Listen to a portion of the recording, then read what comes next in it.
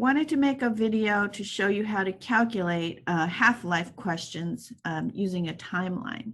So time is on the x-axis here, right? And we always start with time of 0. So either 0 half-lives or time of 0. We always start with 100% of whatever we have.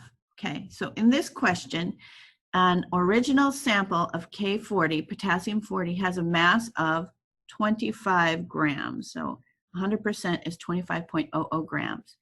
After 3.9 times 10 to the 9th year, so 3.9 billion years, 3.125 grams of the original sample remains unchanged.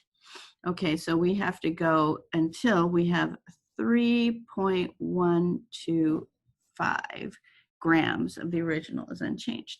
So how do we figure that out? Well, after one half-life, half of 25 will be available. So that's 12.5.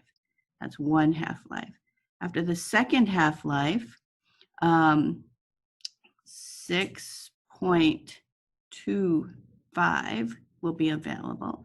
And then, oh, I didn't space this out right. After this is the second half-life. After the third half-life, 3.125 is available. So we have 3 half-lives. 3 half-lives is 3.9 times 10 to the 9th years, right? So we have 0 here.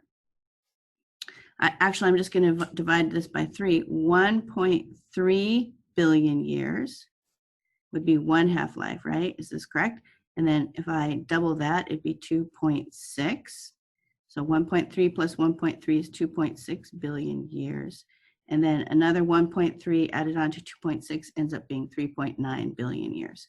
So how did I do this? I just took, since there's 3 half-lives, 3.9 divided by 3, I knew was 1.3. And then I checked myself. Okay? So the answer then would be, what's the question? What is the half-life of K40? The half-life of potassium 40 is 1.3 billion years. All right, let's try another one, if I could write on here again. The half-life of a radioactive substance is 2.5 minutes.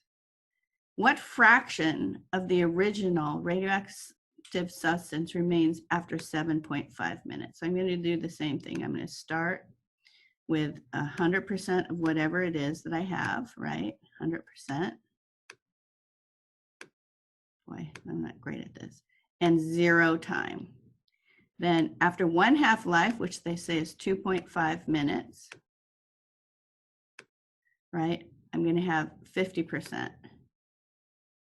Oh, you know what? They said what fraction. So I'm going to say, rather than 50%, I'm going to say here 1/2. Well, that's right. Yeah, let me get rid of this. Since they say fraction, I'll leave it in fraction. So this is 1, right? Half of that is 1/2. The next 2.5 plus 2.5 is 5.0. So after 5 minutes, I'm going to have a half of a half, which is 1/4. And then another 2.5 minutes, which is 7.5. So each time I add 2.5, right? I add 2.5 plus 2.5. So 2.5 plus 2.5 is 5. 5 plus 2.5 is 7.5. So after one more, it's 1/8. So every time I make it half again is small. So what's the answer? What fraction of the original radioactive substance remains after 7.5 minutes? Well, it's 1/8, right? 7.5 minutes, 1/8. Pretty straightforward. Okay, let's try one more. The half-life of a certain radioactive element is 800 years. How old is an object if only 12.5% remains? So this one is in percent, so I'm going to say 100% to start, 0 time. After 1 half-life, which is 800 years, I'll have 50%. After another, which is 1600 years, 800 plus 800 equals 1600. I have 25%. And then 1600 plus another 800 gives me 2400 years. And then 25 divided by 2 is 12.5. So how old is an object if only 12.5% of the atom remains? The object is 2400 years old. So 12.5 is 2400 years. So 1 half-life is 800, 2 half-lives is 800 times 2, or 800 plus 800. 3 half-lives, 2400. Okay, so 3 examples on how to use this timeline.